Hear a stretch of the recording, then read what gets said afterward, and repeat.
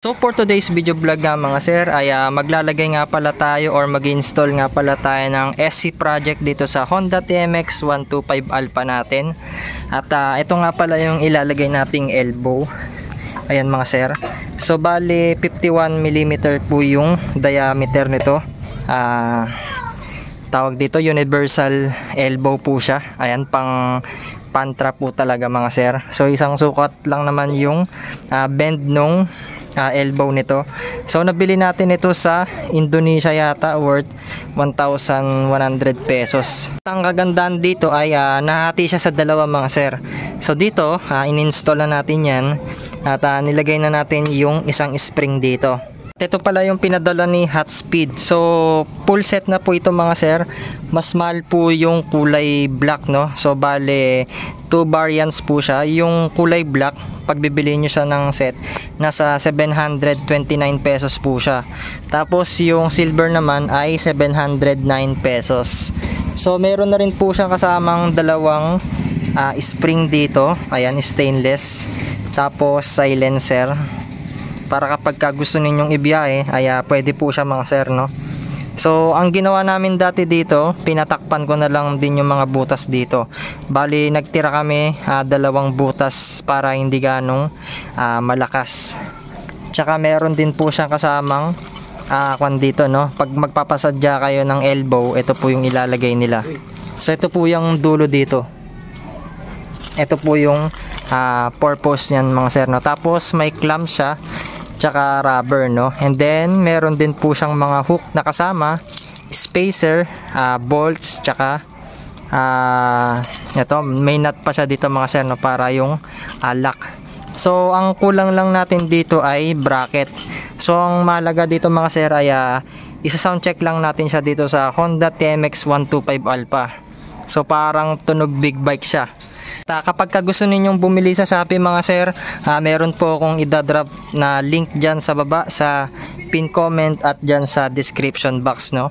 Para kapag kinlik nyo po yan ay rekta Shopee na po kayo. Bago tayo magsimula mga sir, kung bago pa lang kayo sa aking munting channel, ay huwag nyo sana kakalimutan na i-click yung subscribe button, pati na rin yung notification bell, para sa tuwing nag-upload po tayo ay lagi kayong ma-notify at lagi kayong updated. At simulan na natin.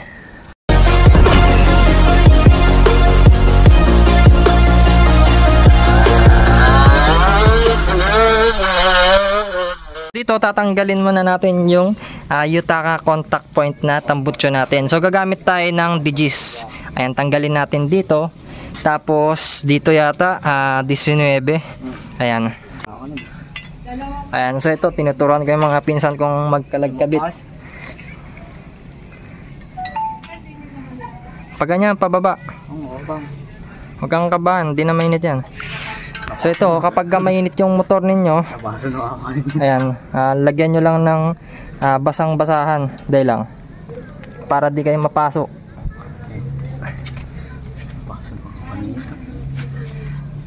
Yan lang, kabila.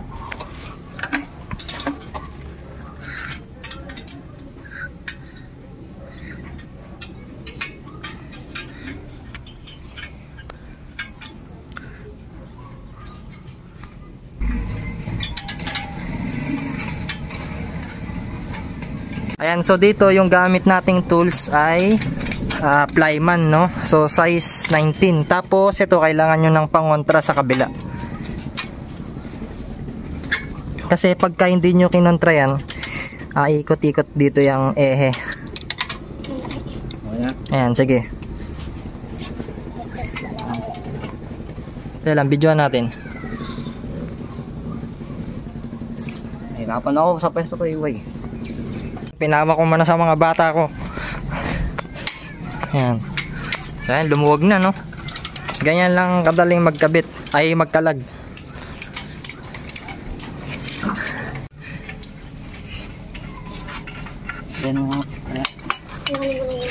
Ayan, tapos sabi nung bata natin, ipreno ko daw.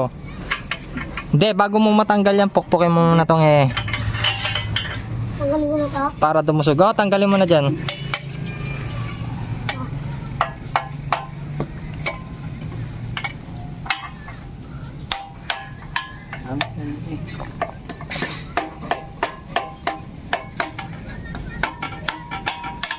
Sige pa.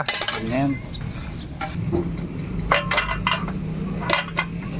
Kaya naman boy. Sige. Ayan, ang lupit magkalag, no? Kasi kakabit na natin yung elbow, mga sir. Ayan. Hindi pa New Year pero mag-iingay na tayo dito sa looban.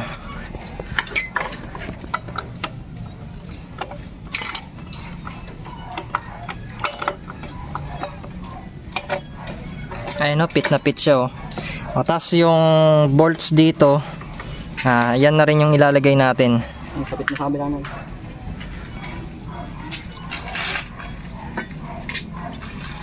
Ayan, mga bata ko, oh. Yan dapat. Ayan, dati pinangkakalasas. O, tas higpitan nyo na agad ng digis. Higpitan nyo lang yung mga bolts dito, mga sir, no, sa tambutso. Para walang singaw yan mamaya. And then ilalagay na rin natin itong SC Project canister. Ayan. So kapag ilalagay nyo pala yung silencer, bali ganito yung paglagay nya, no. Ayan, ipapasok nyo lang siya. Ayan. So yung iba nilalagyan nila ng steel wool dito sa loob. Kasi kahit may silencer to, medyo maingay pa rin, mga sir. Ayan. So ganito yung itsura nya sa loob. Ayan, no. Pagka nalagay nyo na yung silencer, so tatanggalin natin. Ayan, ganyan yung itsura nya. Ang kagandahan dito, screen type po siya, oh. Kung makita nyo sa loob, flashlightan ko lang. Ayan, so screen type po siya. Talagang buo yung tunog, tsaka ma-bass siya. Ayan, ito galing pang school to. Talagang inintay ko siyang siya yung magkakabit. So hindi muna natin nilalagay yung silencer. Ito, lagay mo na tong dalawang spring. Hindi, ilagay mo pa ganyan. Tapos ito. Ayan. So ganyan po yung tamang paglagay ng spring para may puwersa kayo. Kuha ka na lang ng alambre. Ayan, okay na. Sige, ganyan muna. Sound check tayo. Tignan natin kung may singaw. Lobat eh. Lobat. Gay, kick mo. Di na kasi nagagamit eh. Wala pa kasing bracket. Ay, kinakamay, oh. Gay. Hit mo ma. Gay, dito ka.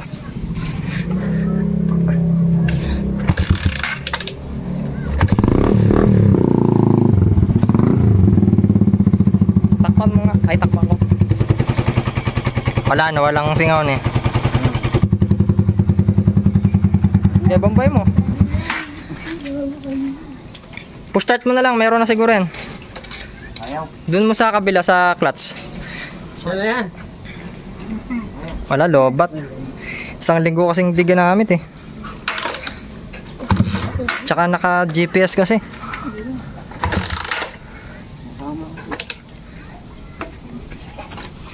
Tunog 1000cc, no?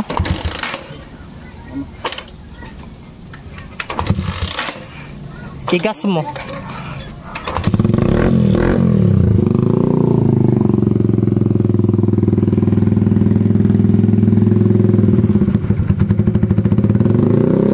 Sound check. 1000cc. 125 pero tunog 1000cc, no?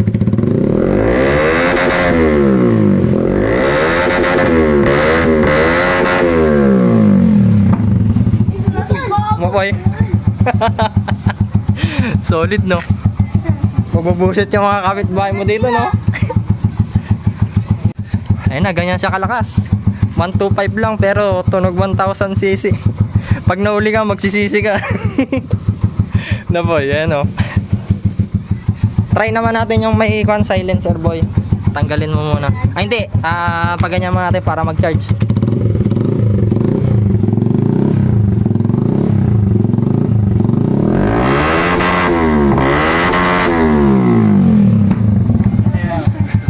Kumapoy siya, no?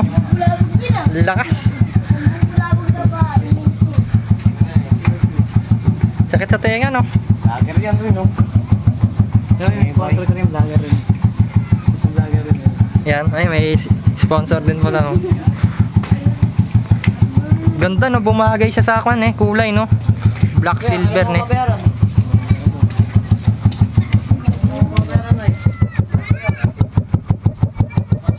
Nangamoy agad yung screen niya.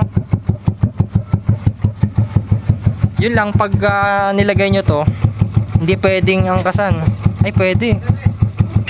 Ayan o, pwede siya. So dito maglalagay na lang kayo ng bracket.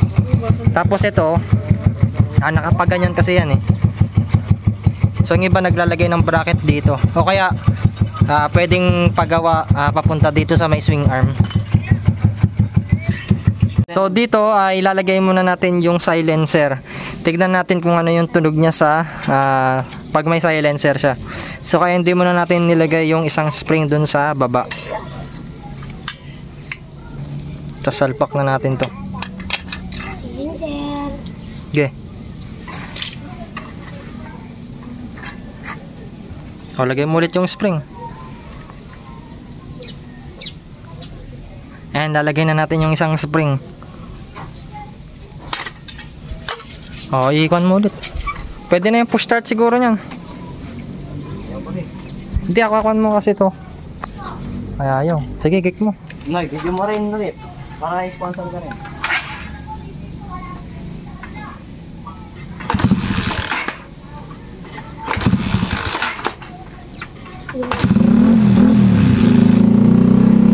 Maingay pa rin, no?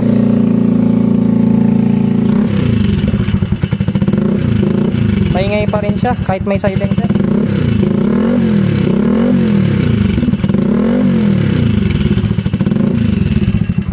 Baka hindi nakakabit masyado. Oo.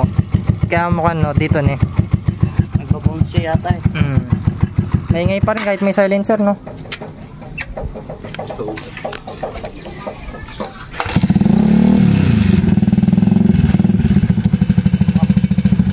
Okay, rev mo lang. So ganyan naman yung tunog niya kapag may silencer. Medyo maingay pa rin siya. Lagyan nyo na lang ng steel wall.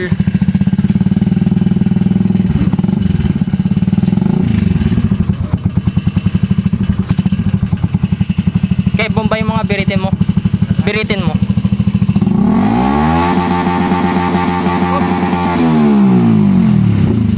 Mapoy siya oh. Pero nabawasan yung ingay niya, no? So dito mga sir, ito yung mga ibang kasama niya, no? Ayan. So ito yung rubber, tsaka yung stainless na clamp niya. Ayan. So ganito po siya nilalagay. Para hindi po magasgasan yung canister ninyo, no? Ayan. So lagay lang natin tong rubber. Papasok natin siya dun sa canister.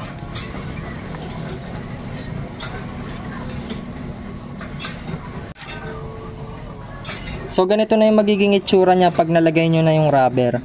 Ngayon, ganito siya ilalagay, no? Ayan. So ipit nyo siya dito. Tapos persahin nyo yung pinakadulo niya. And then may dalawang spacer dito or washer. Tapos isang bolts tsaka isang nut. So ayan, ganyan siya ilalagay. Magkabilaan yan. Tapos itong bolts.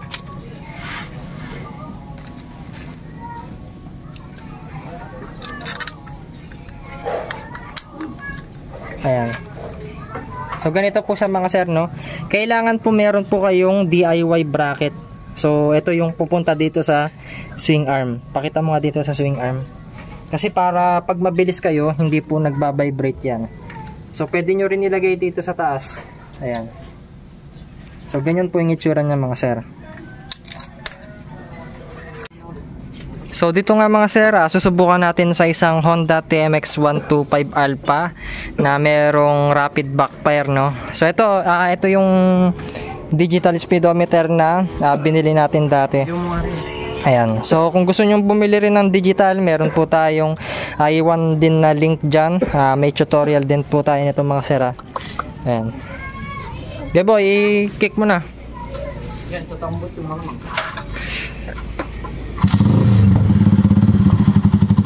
Yung rapid backfire.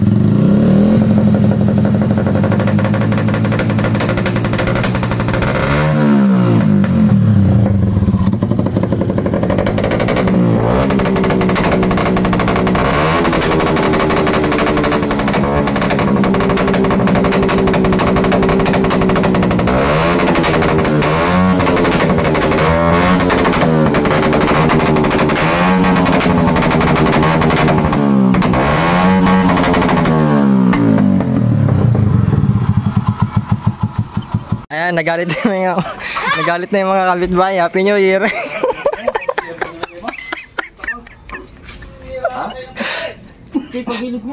Solid. Gusto nyo pong bumili ng SC Project na canister, so full set po yan, 729 pesos, kulay black, tapos yung silver naman po ay nasa 709 pesos. Ang elbow natin, nasa 11 po yung pagkabili ko dyan sa Indonesia pa mga sir. So kapag gusto ninyong bumili, meron po akong iwan na link dyan sa baba at dyan sa pin comment para pag kinlik nyo po yan ay rekta Shopee na po kayo mga sir, no? I know